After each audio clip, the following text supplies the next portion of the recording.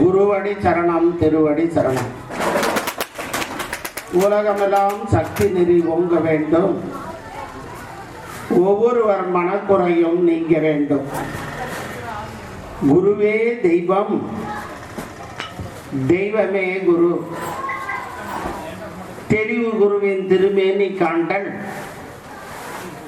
தெளிவு குரு வார்த்தை கேட்டல், தெளிவு குரு மந்திரம் செப்பல்,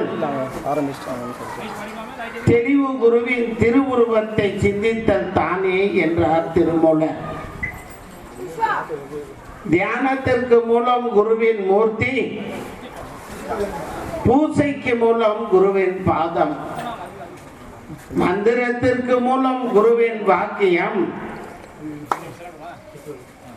முக்திக்கு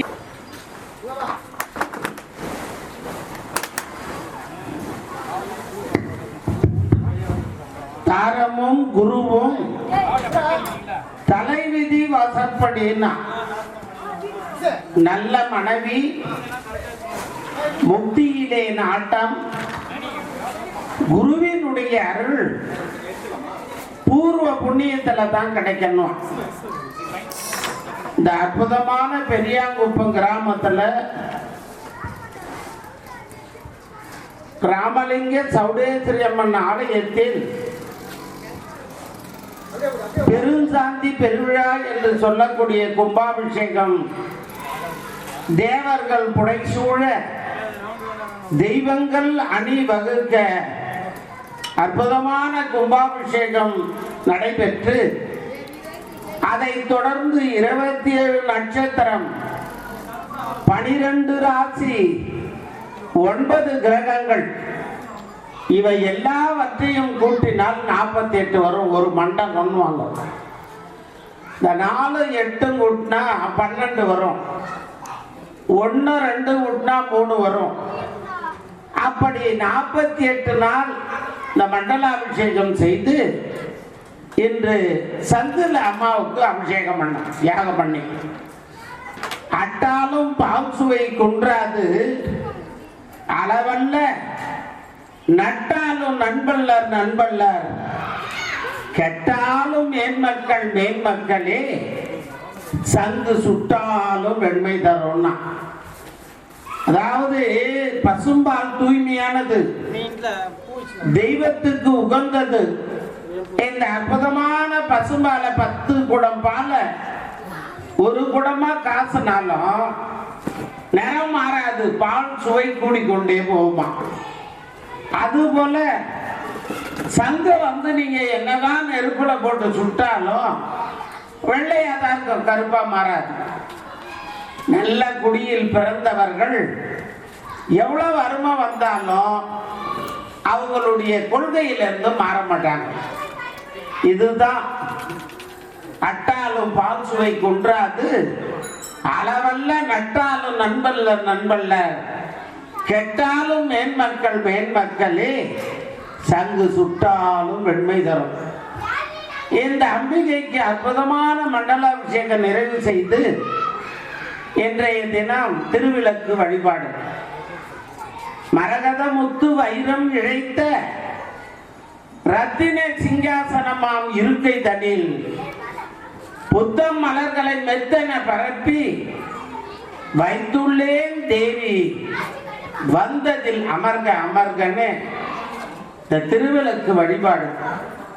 அதாவது ஒரு வாழை இலையை, தலைவாழை இலையை போட்டு அம்பிகைக்கு ஆசனம் பச்சரிசி, அந்த பச்சரிசியில ஓன்ற ஒரு எழுத்தை எழுதி அது மேல விளக்க பொருத்துவாங்க. பஞ்சு திரி போட்டு பசு நெய்ய ஊத்தி நல்ல எண்ணத்தோட நல்லெண்ணெய் ஊத்தி வீட்டிலே விளக்க ஏற்றணும்னு சொல்லுவாங்க. அதாவது எந்த வீட்டில் விளக்கு எரிக்கிறதோ அங்கே மகாலட்சுமி இருப்பா. அதாவது குத்து விளக்கின் அடிபாகம் பிரம்மா, நீண்ட தண்டு பாகம் விஷ்ணு, மேலே எண்ணெய் ஊத்துகின்ற கிண்ணம் போல் இருக்கிற பகுதி சிவன். அதாவது பிரம்மா, விஷ்ணு, சிவன், ருத்ரன், சதாசிவன் என்று ஐவருக்கும் 5 முகம். பெண்களிடத்திலே அன்பு, அறிவு, பொறுமை, நிதானம், சமயோஜிதம் என்ற 5 நல்ல குணம் இருக்க வேண்டும். காலையிலும் மாலையிலும் 5 நிமிடமாவது விளக்கேத்துங்க. அதான் தத்துவம். நாமெல்லாம் இந்த குத்து விளக்கு கல்யாணம் ஆகும்போது சீர் கொடுப்பாங்க. சீரோடு வாழ வேண்டும் என்று பொண்ணுக்கு சீர் கொடுத்து அனுப்புவாங்க. அப்ப பார்த்தீங்கன்னா 2 விளக்கு, இலை விளக்குன்னு வாங்க. அண்ணன் போல இருக்கும், மயில் மாதிரி இருக்கும், ஒவ்வொருத்தரும் ஒரு மாதிரி குலத்துக்கு ஏற்ற மாதிரி கொடுப்பாங்க. ஆனா அந்த விளக்க வாங்கி எல்லாம் மேல பரண மேல போட்டுருவாங்க. அதை தொடக்கி விளக்க ஏற்றது கிடையாது ரொம்ப பேர். அதாவது ஒளி வீட்டு உள்ளே வந்து விட்டா வீட்டுல இருக்கிற இருள் வெளியே போயிடும். அந்த ஒளி வெளியில் இருந்தா போதாது, உள்ளத்திலும் வர வேண்டும். ஜோதியே சுடரே சூழ்வழி விளக்கேனார் மாணிக்க வாசகர். இறைவன் ஒளி வடிவாக இருக்கிறான். நோக்கரிய நோக்கே, நுணுக்கரிய நுண் உணர்வே, காக்கும் என் காவலனே, காண்பரிய பேர் ஒளியே, ஒளி வடிவான இறைவா உம்மை வேண்டும், உம் அருள் எனக்கு வேணும்னா. அந்த காலத்துல யாராவது ஒருத்தர் சாப்பிட்டு இருந்தா திடீர்னு விளக்கு நின்று போனா அவசகணும்னு சொல்லி சாப்பிடறத நிறுத்திடுவாங்க. கை கழுவின்னு வந்து போயிடுவாங்க. அதாவது ஆதி சங்கரர் ஒரு ஆத்துல குளிக்க போற அப்போ முதல்ல ஒண்ணு ஆதிசங்கரர் முழுகிடுச்சு. இப்ப 3/4 பங்கு போயிட்டார், கழுத்து மட்டும்தான் இருக்கு. அப்ப ஆதிசங்கரர் சொன்னாராம், நான் போய் எங்க அம்மாண்ட சொல்லிட்டு வந்துடுறேன், பையன் ஆத்துல குளிக்க போனோம் வரலையேன்னு எதிர்பார்த்து நிற்பாங்க, என்னை தயவு செய்து விட்டுடுன்னு முதல்ல கிட்ட சொன்னாராம். ஆனா அந்த முதல்ல உன்னை நான் எப்படி நம்புறது? அதாவது ஒரு சத்தியம் பண்ணிட்டு போறேன், 100 வாய்க்கால் வெட்டுவது ஒரு குளம் வெட்டுவதற்கு சமம், 100 குளம் வெட்டுவது காலையில பண்ண ஒரு யாகத்துக்கு சமம், 100 யாகம் பண்ணுவது ஒரு தாய்க்கு தலைச்சப்புள்ள பெறுவதற்கு சமம்.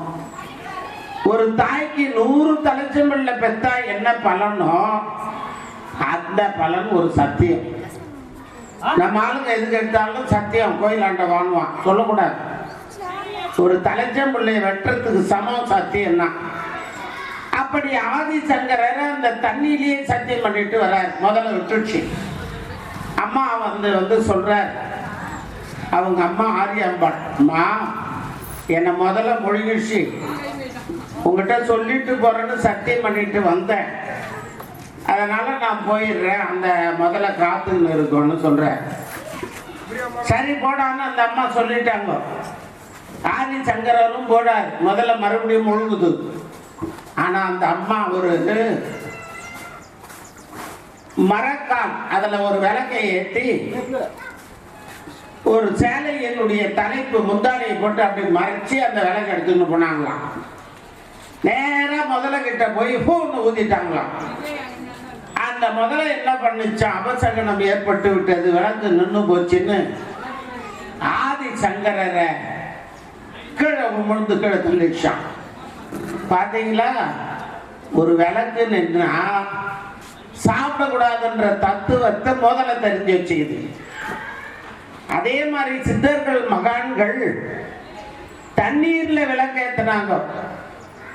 வடலூர்ல வள்ளல் பெருமான் கருங்குழியில ஒரு வீட்டுல உட்கார்ந்து திருவருட்பா எழுதுற. அப்ப ஒரு பானையில எண்ணெய் இருந்து எடுத்து ஊத்துவார்.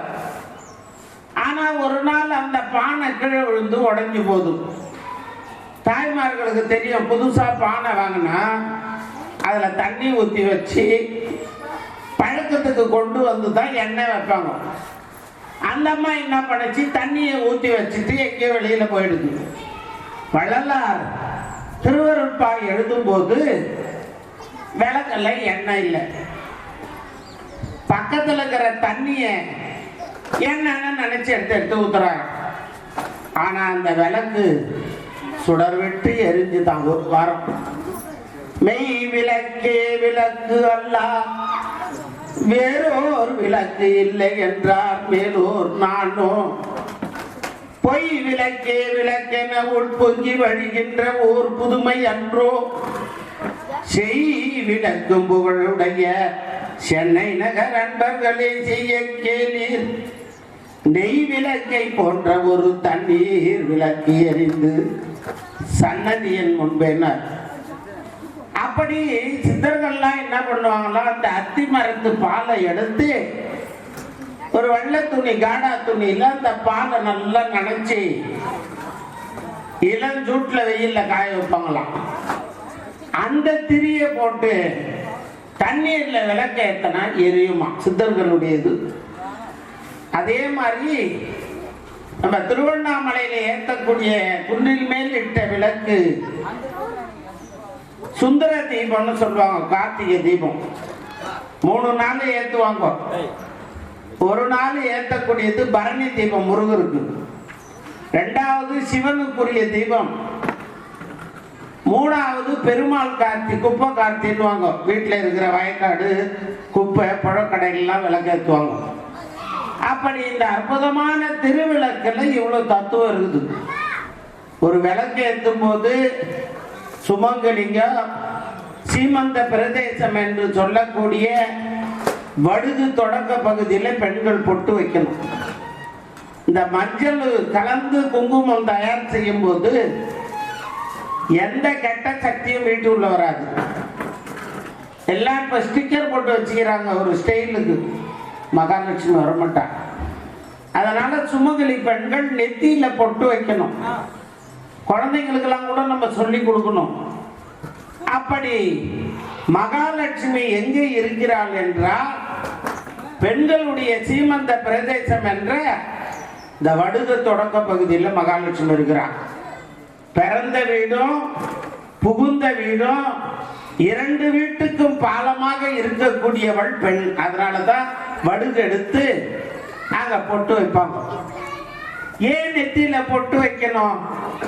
வெறும் நெத்தியா இருக்கக்கூடாது. விபூதி வைக்கணும், சந்தனம் வைக்கணும், குங்குமம் வைக்கணும். எதுக்காக இதெல்லாம் செய்யறோம்? நம்மளை யாராவது ஒருத்தர் பொறாமையா பார்த்தாங்கன்னா அந்த எதிர்மறையான எண்ணங்கள் நெத்தியில வந்து மூளையில போய் பதியுமா. செல்போன்ல எப்படி போய் யூடியூப்ல பேஸ்புக்ல போய் நம்ம ரெக்கார்ட் பண்றது போதும், அந்த மாதிரி அந்த எதிர்மறையான எண்ணத்தை தடுப்பதற்கு தான் நெத்தியில பொட்டு வைக்கிறோம். யாராவது பொறாமையா பார்த்தா அது போய் அந்த விபூதியும் சந்தனமும் ஒரு நெடுஞ்சாலையில ஸ்பீட் பிரேக் மாதிரி தடுத்து நிறுத்துமா. இந்த விபூதி 16 இடத்துல சிவனடியார் எல்லாம் பூசுவாங்க. அதாவது 4448 நோய் போகுமா விபூதி பூசினா. 7 கோடி மந்திரமும் எண்ணில் தவமும் இருநிலத்தில் ஆழமுடைய கங்கை முதல் அகந்துக நதியும் அமரேசன் வீழ்ந்துருகும் இவ்வேறாம் வேள்விதனை தாழும் சடையோ திருநீரு தரும் பேரொன்று தாராவேன்னா. அதாவது 7 கோடி மந்திரம் படிச்ச பலன் விபூதி பூசணா கிடைக்குமா. கங்கா, யமுனா, சரஸ்வதி, சிந்து, காவேரி, கோதாவரின்னு 7 சப்த நதிகள்ல குளிச்ச புண்ணியம் கிடைக்குமா. அதனால இந்த விபூதி எல்லாம் சாதாரணம் கிடையாது. மூல பண்டாரன்வான். சிவாய நம என்று சிந்திப்பவர்களுக்கு அபாயம் இல்லாம சிவபெருமான் உபாயம் பண்ணுவாராம். இந்த அற்புதமான அம்பிகைக்கு குலதெய்வ வழிபாடு. நீங்க எல்லாம் இந்த தேவாங்கு செட்டியார் சமுதாயத்தை சேர்ந்தவர்கள். அம்மா ஸ்ரீ ராமலிங்க சௌடேஸ்வரி அம்மனுடைய ஆலயத்துல இன்று காலை சரியாக கணபதி ஹோமம், அணுஜை வலமுறை சங்கு ஸ்தாபனம் செய்து அற்புதமான சங்க அபிஷேகம் செய்தார்கள். அதாவது ஒரு சுப நிகழ்ச்சி நடைபெறுகிறது என்று சொன்னா, இந்த காலத்துல கல்யாணம் நடக்கும்போது கூட சங்கு ஊதுவாங்க. நாம என்ன நினைக்கிறேன், யார் வீட்லயாவது துக்க செய்தி வந்தாதான் சங்கு. அதாவது கெட்டது நடந்த வீட்டுல ஒரு மங்கள ஒளி வரணுன்றதுக்கு தான் இந்த சங்கு ஊதுறது. அந்த அற்புதமான சங்கால அபிஷேகம் செய்து தங்க கலசம், வைர கலசம், மாணிக்க கலசம், கோமேதக கலசம் என்று எல்லா கலசத்துக்கும் மேலானது இந்த சங்கு அபிஷேகம். இந்த குலதெய்வம் எங்க போனாலும் நம்ம கூட வரும். நீ குலதெய்வத்தை கும்பிடாம வேற தெய்வத்தெல்லாம் கும்பிட்டீங்கன்னா உன்னை பெத்த தாய்க்கு சோறு போடாம எதிர் வீட்டுக்காரிக்கு பக்கத்து வீட்டுக்காரிக்கு சோறு போட்ட மாதிரி ஆயிடும். அதாவது மேல்மருவத்தூர்ல அவதார தெய்வம் ஆன்மீக குரு ஒரு முறை ஆன்மீக பயணம் கோயம்புத்தூருக்கு போறாங்க. அங்க ஒரு வெள்ளாள கவுண்டர், ஒரு பெரிய செல்வந்தர், தேயில தோட்டம், ஏலக்காய் எஸ்டேட் எல்லாம் வச்சுக்கிறார். அவர் வீட்டுக்கு அம்மா வரன்னு சொல்லிச்சு. ஆனா அவர் என்ன பண்ணாரு, வழியேற வாழை மரம். எதுக்கு வாழை மரம் கட்டுறோம்? குலவாழை. வாழையடி வாழையா ஒரு வம்சம் நல்லா இருக்கணும். நாம முதல் தலைமுறை, அப்பா அம்மா ரெண்டாம் தலைமுறை, பாட்டம் பாட்டி மூணாம் தலைமுறை, பூட்டன்குட்டி நாலாம் தலைமுறை, ஒட்டன்கொட்டி அஞ்சாம் தலைமுறை, செய்யூன் செய்யூல் ஆறாம் தலைமுறை, பரன் பிளஸ் பறை ஏழாம் தலைமுறை. இந்த 7 தலைமுறை தான் ஒரு பரம்பரை என்பார்கள். பாரு, அவன் தாத்தா மாதிரியே இப்படி உட்காந்துக்கிறான், பாட்டி மாதிரியே இப்படி வாய் பேசுறான். சொல்றோம் இல்ல, சித்திரம் கைப்பழக்கம், செந்தமிழ் நாப்பழக்கம், வைத்ததொரு கல்வி மனப்பழக்கம், நீத்தம் நடையும் நடைப்பழக்கம், நட்பும் தயையும் கொடையும் பிறவி குணம். என்ன துரியோதனன் 56 தேசத்துக்கு அதிபதியா இருந்தான். வணங்காமுடி மன்னன் பேர் வாங்கினான். ஆனா தான் பங்காளிங்களுக்கு கொடுக்குற சொத்தை கொடுக்கல. 5 வீடு கொடுறானா, 5 நாடு கொடுறானா, 5 ஊரு கொடுறானா.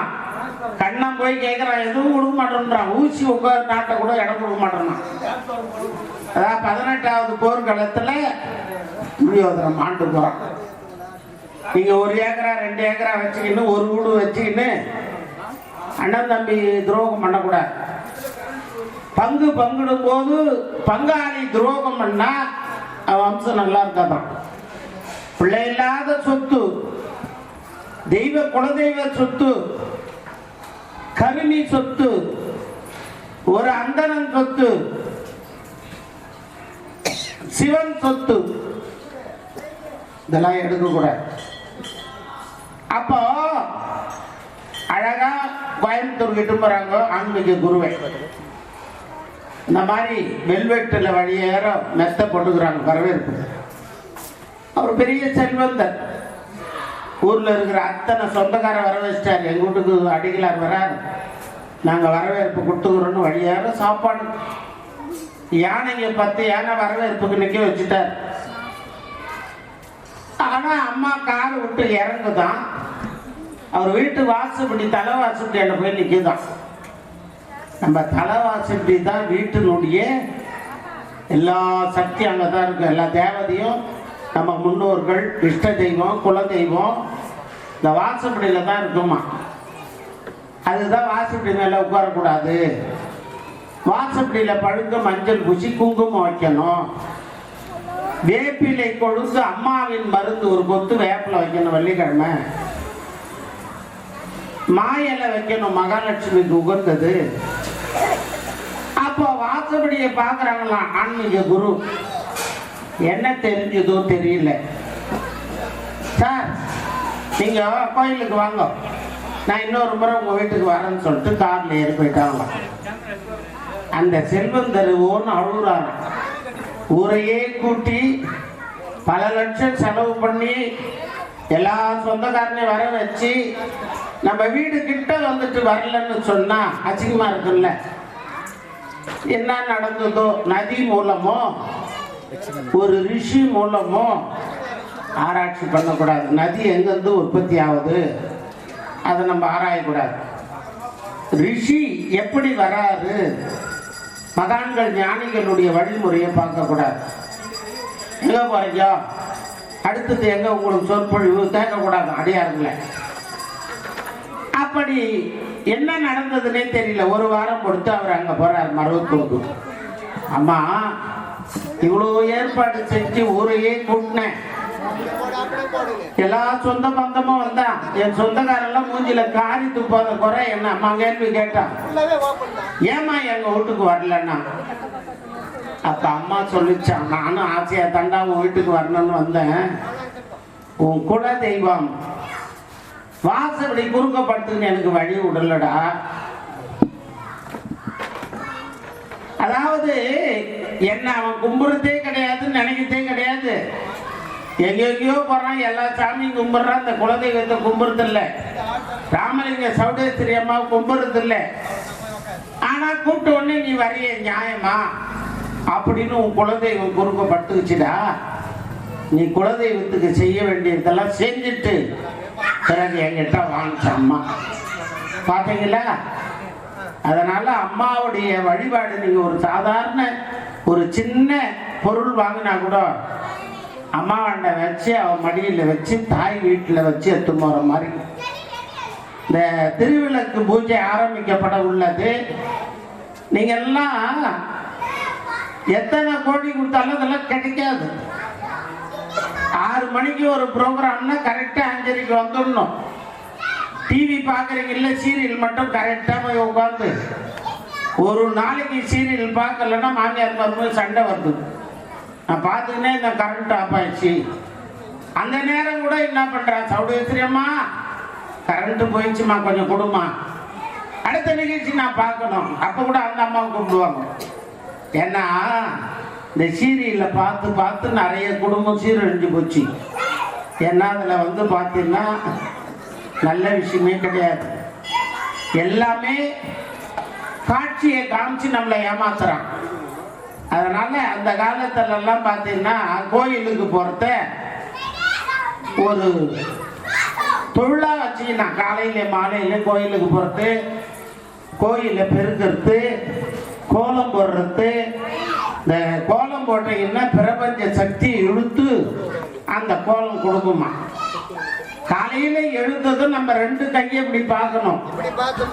பஞ்சாங்க சக்கரம்னு பேரு இந்த கையில. துர்கா மேடு, லட்சுமி மேடு, சரஸ்வதி மேடுன்னு 3 மேடு இருக்குதான் நம்ம கையில.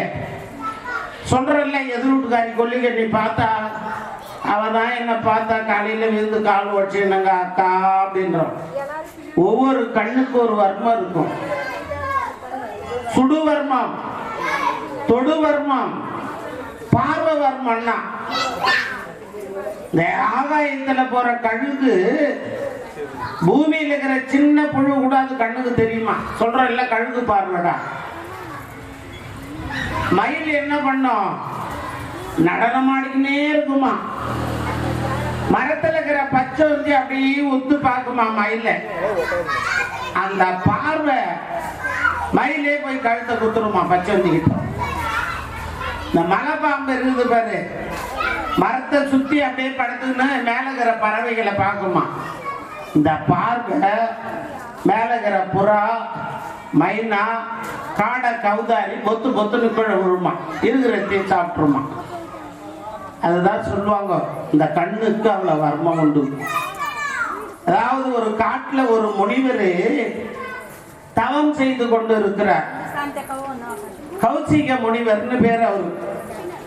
அப்போது தவம் செய்து கொண்டு இருக்கிற நேரத்தில் பலாக்கா பறவை என்ற ஒரு பறவை அவர் மேல எச்சமிட்டுச்சு. அது மேல வந்து விழுந்த உடனே அவருக்கு கோபம் வந்துச்சு. ஒரு முனிவர் அஜய், நான் இவ்வளோ அழகா குளிச்சுட்டு ஜபதபம் பண்ணி தவம் செய்யறேன், என் மேல போய் நீ எச்சமிட்டியே அப்படின்னு கோபமா அப்படி பார்த்தாராம். பார்த்த பார்வை அந்த பலாக்கா பறவை எரிஞ்சு கிழப்பொன்னு விழுதான். இந்த முனிவருக்கு சந்தோஷம். நம்ம பார்த்த உடனே இந்த பறவை எரிஞ்சு விழுற அளவுக்கு கண்ணுக்கு சக்தி வந்துடுது. ஆனா முனிவர்கள், மகான்கள், ஞானிகள் வீட்டுல சமைச்சு சாப்பிடக்கூடாது, நெருப்ப கையில எடுக்க கூடாது. ஐயா வீட்டுக்கு வந்து பகுதி பிச்சாந்து எங்கன்னு 3 முறை கேட்பாங்க. அவர் எதாவது கொடுத்தா வாங்குவாங்க, இல்லைன்னா அடுத்த வீட்டுக்கு போவாங்க. அந்த வீடு கதவை சாத்திட்டு இருந்தா அடுத்த வீட்டுக்கு போவாங்க. ஒரு தெருவுல ஒரு 9 வீட்டுக்கு தான் போய் கேட்பாங்க.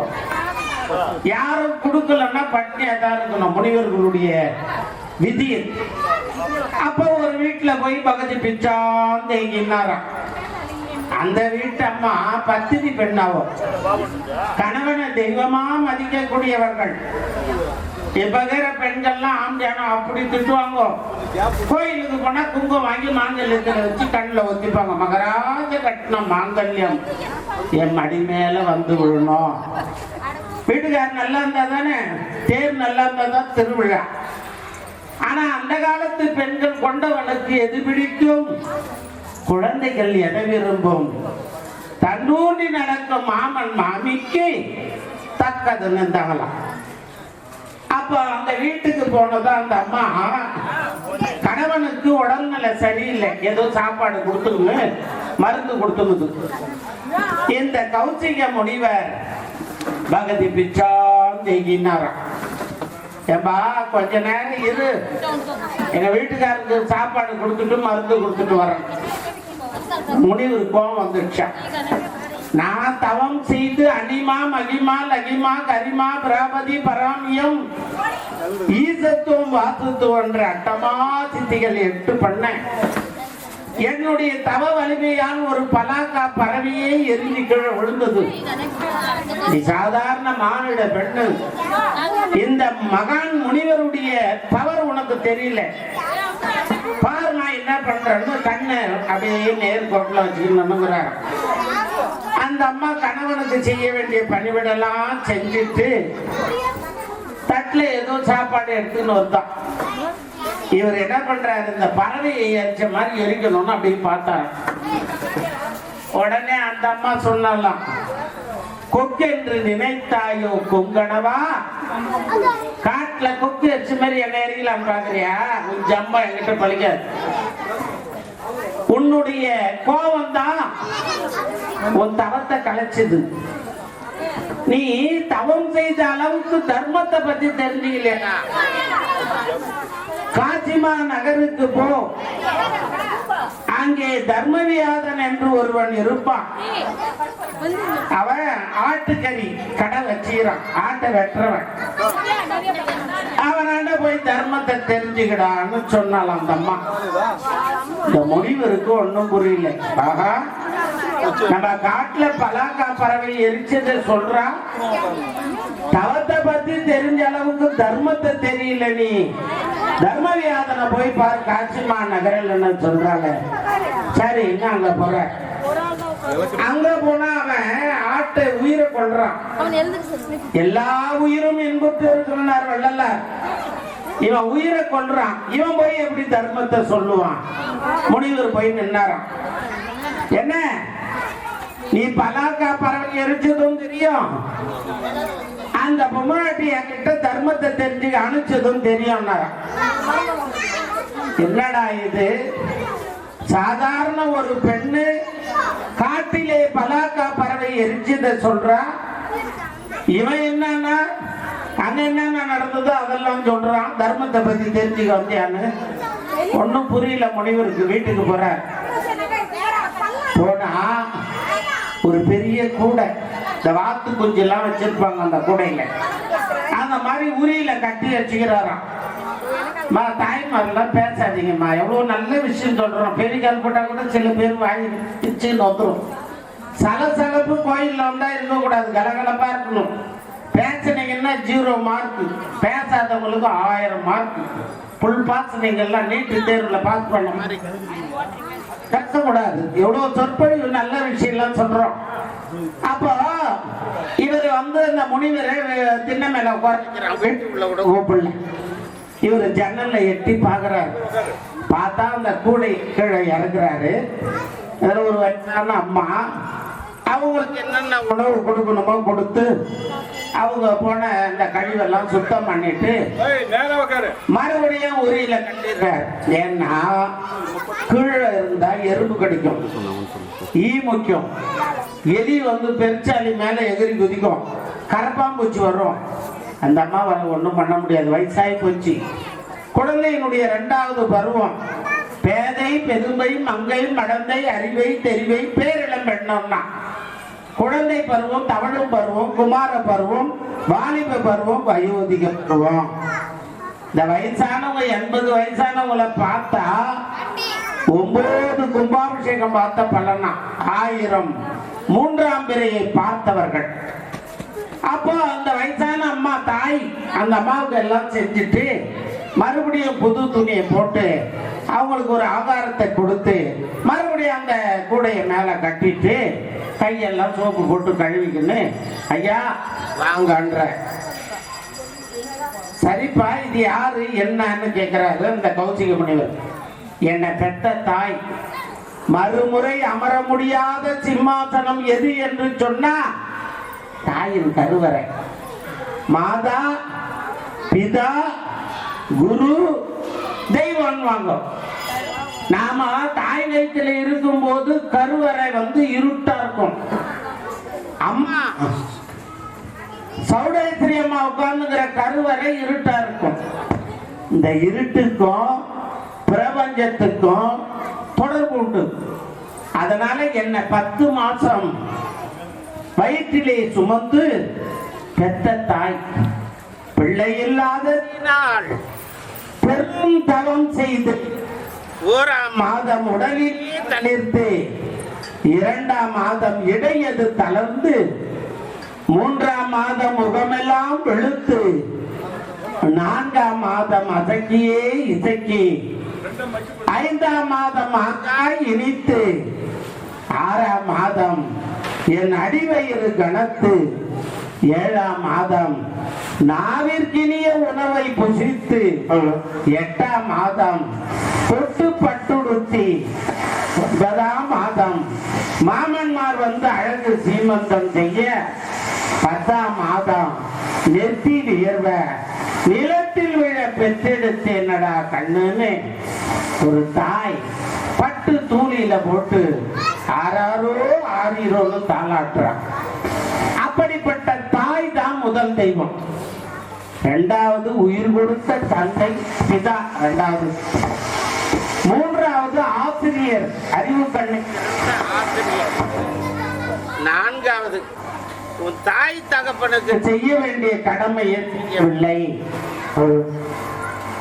அப்பா அம்மா தான் முதல் தெய்வம். தவத்தை விட மேலானது தாய் தகப்பனை பார்ப்பது. பார்த்தீங்களா? ஒரு பெரிய மகான் முனிவர் சாதாரண ஒரு கரிகடகாரன் எடுத்து அவனுக்கு சொல்றான். அதாவது 5000 கோடி எண்ணங்கள், 10,000 கோடி மாயைகள் நம்ம பேசத்தை கூட தடுக்குமா. நீங்க எல்லாம் அற்புதமா மகாலட்சுமி மாதிரி வந்து உட்கார்ந்துக்கிறீங்க. உங்களுக்கெல்லாம் வாழையில தலை வாழை இலையில விருந்து கொடுத்தா தலைமுறை நல்லா இருக்குமா. இந்த வாழை இலையில பச்சரிசி போட்டு அது மேல குத்து விளக்கை வைத்து பஞ்சு திரி போட்டு பசு நெய்யை ஊத்தி நல்ல எண்ணத்தோட நல்லெண்ணெய் ஊத்தி இந்த விளக்கேற்றி விளக்குக்கு முன்னாடி ஏதோ பிரசாதம் வச்சு இந்த அர்ச்சனை பண்ணும்போது ஒரு பூவா எடுத்து போடுவாங்க. எலும்பும் தோலும் கூடிய உடம்பு தான் அகல், ரத்தம் தான் எண்ணெய், மனது தான் திரி. இந்த 3ஐயும் அடக்கியாலும் ஆன்மா தான் திரி மூலம் வெளிப்படும் சுட. நம்ம கட்ட விரல் நெருப்பு, ஆள்காட்டி விரல் காத்து. இந்த நெருப்பு கிட்ட காத்து போகும்போது சின்முத்திரை, ஆணவம் கண்மம் மாயன்னு 3 கெட்ட குணம் போகும். கட்ட விரல் விரல் நெருப்பு, ஆள்காட்டி விரல் காற்று, நடுவிரல் வானம், மோதிர விரல் பூமி, சுண்டு விரல் நீர். ஆக பஞ்சபூதமும் வேற எங்கேயும் இல்லை, நம்ம கையில இருக்கு. நம்முடைய பாதம் நிலத்தை குறிக்கிறது, பாதத்திலிருந்து தொப்புள் வரைக்கும் நீரை குறிக்கிறது, தொப்புள்ள இருந்து மார்பு வரைக்கும் நெருப்பை குறிக்கிறது, மார்புல இருந்து கழுத்து வரைக்கும் காற்றை குறிக்கிறது, கழுத்துல இருந்து உச்சந்தலை வரைக்கும் ஆகாயத்தை குறிக்கிறது. இந்த அண்டத்தில் உள்ளதெல்லாம் பிண்டத்தில் உள்ளதுன்னு. ஓம் சக்தி. சக்திகளுக்கும் பக்தர்களுக்கும் விழா குழுவினருக்கும் ஒரு அன்பான வேண்டுகோள். நம்ம குண்டு ஊசி போட்டா கூட கணீர்ல சத்தம் அம்மா காதுல கேட்கணும். நீங்க பேசக்கூடாது. தயவு செய்து வாய்க்கு கொஞ்ச நேரம் ஓய்வு கொடுக்கும். பேசுற எனக்கு வாய் வலிக்கும், கேட்கிற உங்களுக்கு காது வலிக்க. நீங்க 10 மணி நேரம் கேட்டப்ப யாருக்காவது காது வலிக்குதா? ஆனா பேசும்போது வாய் வலிக்கும். 1000 படைத்த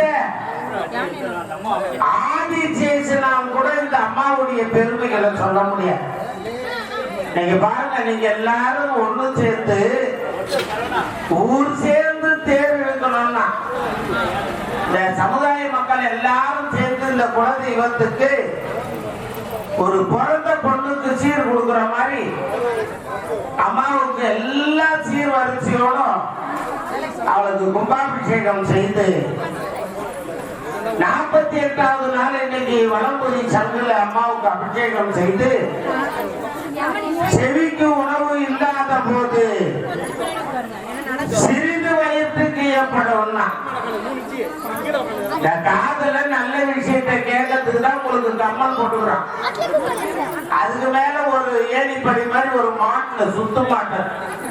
ஆம்பளைங்களுக்கு அது கிடையாது.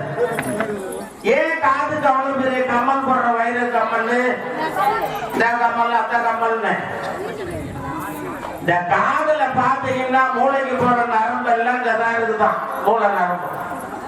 இந்த காதுல ஓட்ட போட்டு கம்மல் போட்டா உங்க மூளைக்கு போற ரத்தத்தை அழகா சுண்டி கொடுக்கும். அது சுட்டி போயிட்டு மூக்கத்தி எதுக்கு போடுறாங்க? வாசமா சொந்தக்காரங்க வந்தா சமைச்சு போடணும். எல்லாம் மாவு பாக்கெட் வாங்கி வீட்டுல 2 தோசை ஊற்றி கொடுத்துருக்கணும். கடையில சாம்பார் கார குழம்பு வாங்கி சாப்பிடுறாங்க, சமைச்சது கிடையாது. அதாவது தேவயாகம், பிதிரியாகம், பூதயாகம், மாவுடையாகம், அரியவர்க்கு ஈகெல்லாம் 5 யாகத்துல வந்த விருந்தாளிக்கு விருந்து கொடுக்கணும். அதிதி பூஜைவாங்க. நம்ம வீட்டுக்கு யார் வந்தாலும் முதல்ல ஒரு சொம்பு தண்ணி குடிக்க கொடுங்க. கண்ணால் பார்க்கும் தெய்வம் தண்ணீர், உணவுகளின் அரசன் தண்ணீர்னா. நம்ம கல்யாண வீட்டுல கூட ஒரு குடம் வழுக்குன்னு வைப்பாங்க. எங்க ஊர் பகுதியெல்லாம் இங்க எப்படி உங்க வழக்கம். பானையில தண்ணி இருக்கும், மேல ஒரு விளக்கு எரியும். நீர் நெருப்பும் ரொம்ப ரொம்ப முக்கியம். ஏன் இந்த அக்னியை நம்ம முக்கியத்துவம் கொடுக்கிறோம்? தான் சுத்தமாக இருந்து தன்னிடத்தில் சேருகின்ற பொருளை சுத்தப்படுத்தி உடனே கொண்டு போய் உங்க குலதெய்வம் கிட்ட, முன்னோர்கள் கிட்ட, இஷ்ட தெய்வத்துக்கிட்ட கொடுக்குமா. 2 தேவதை, ஒண்ணு சுவாகா, இன்னொன்னு சுதா. இந்த தெய்வ காரியம் எல்லாம் செய்யறதுக்கு சுவாகான்னு ஒரு தேவதை வந்து வாங்கிக்கொள்ளலாம். அவங்க அப்பா வீட்டு தங்குறாரு. ஐயா உட்காருங்க, மைக்காட்டியே அப்பா எங்கன்றாரு. அதாவது நீ அருள் பாகம் கொடுக்கும் போது சுவாகா அப்படின்னு வர ஐயரு என்ன அர்த்தம்? இந்த சுவாகான்னு தேவதை வாய்மொழி அம்மா சௌடேஸ்வரி அம்மா கிட்ட கொடுப்பார். உங்க முன்னோர்கள் கிட்ட எல்லாம் கொண்டு போய் கொடுப்பார். தேவலோகத்துல இருக்கிறவங்களுக்கு எல்லாம். இதுலயே பிதிர்காரியம் செய்யும் போது சுதான்னு ஒரு தேவதை அவன் வந்து வாங்குவாளாம். தேவகடன், ரிஷிகடன், பிதிர்கடன், மனுஷ கடன் 4 கடன் சொல்லுவாங்க. இந்த அமாவாசையில நம்ம முன்னோர்களுக்கு அன்னைக்கு சாப்பாடு கிடைக்காது, எல்லாம் நம்ம வீட்டுக்கு வருவாங்களாம். அதுதான் காக்காவுக்கு சில பேர் சாப்பாடு வச்சு படைப்பாங்க. அன்னைக்கு நீங்க கோயிலுக்கு வரணும். அமாவாசைக்கு ரொம்ப பேர் வரமாட்டீங்க. இப்போ நீங்க கோயிலுக்கு வரும்போது உங்களுக்கு தேவதைகள் எல்லாம் குளிர வைக்கலாம். பௌர்ணமியில சித்தர்கள் எல்லாம் நடமாடுவாங்க. இந்த பௌர்ணமியில பாத்தீங்கன்னா கோடிக்கணக்கான சித்தர்கள் சுத்தி வருவாங்க.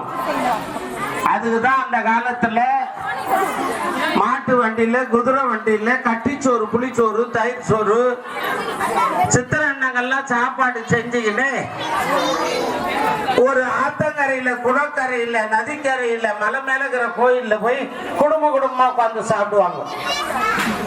எல்லாம் யூடியூப், பேஸ்புக் வீட்லயே பார்த்துக்கிட்டுங்க, கோயிலுக்கு வர மாட்டேங்குதுங்க. அந்த காலத்து பெண்களுக்கு ஆச்சரியமா இந்த தாவணி பாவாடை கட்டுற ஒரு பண்பாடு. இப்ப எல்லாம் லெகின்ஸ், சுடிதார் என்னென்னமோ வந்துருக்கு. பசங்க புடவை கட்டவே தெரியாது. காரணம் அம்மா அப்பாவும் சொல்றது கிடையாது. ஏன் இந்த ஆச்சரிய கட்ட சொன்னா, சூரிய வெளிச்சம் இடுப்பு பகுதியில பட்டா பெண்களுக்கு கர்ப்பப்பையில எந்த பிரச்சனையும் வராதான். எல்லாம் நீர் கட்டி, அந்த கட்டி, இந்த கட்டின்னு வருதுன்னா இந்த உடைகளுடைய மாற்றம். காலையில எழுந்த உடனே பசுந்தானம் தெளிச்சு பச்சரிசி மாவுல அழகா கோலம் போட்டு செம்மண்ணில் அழகுபடுத்தி விளக்கேற்றி பூஜை பண்ணணுமா. பிரம்மா வருவாராம் வீட்டாண்ட, சிவபெருமா வருவாராம், பெருமாள் வருவாராம், அம்மாவும் வந்துருவா. சௌடேஸ்வரி அம்மா வீட்டுல வந்து உட்காந்துருவா. எந்த வீட்டுல உட்காருவா? 11 மணி வரையிலும் கதவு கூட திறக்காத தூங்கி இருந்தா அங்க வரமாட்டான். யார் வெடிக்காம தெய்வங்கள் உலா வரும் நேரத்தில் விளக்கேற்றி வீட்டுல பூஜை பண்றீங்களா? எல்லா டைம் இருக்கு. பேர் மேல கோவம். நாங்களே 12 மணிக்கு தான் பல்லே வளர்க்குவோம். வெளியால எனக்கு சொல்றீங்க, எல்லாம் நடக்காது. எங்க வீட்டுக்காரருக்கே 3 நாள் ஆச்சு சாப்பாடு கொடுத்துக்கோ, ஆம்பூர்ல ஏதாவது வாங்கி சாப்பிட்டு ஓடு. வரும்போது 4 இட்லி எனக்கு வாங்கி வந்துடும். நம்ம வீட்டுல கிரைண்டர் இருக்குது, மிக்சி இருக்குது, அரிசி இருக்குது, பருப்பு இருக்குது. அதை செய்யறதுக்கு நம்மளால முடியல. அந்த காலத்துல ஒரு அம்மியில 4 பருப்பு வச்சு தண்ணி தெளிச்சு 4 வடையை தட்டி கொடுத்துருவாங்க கணவனுக்கு.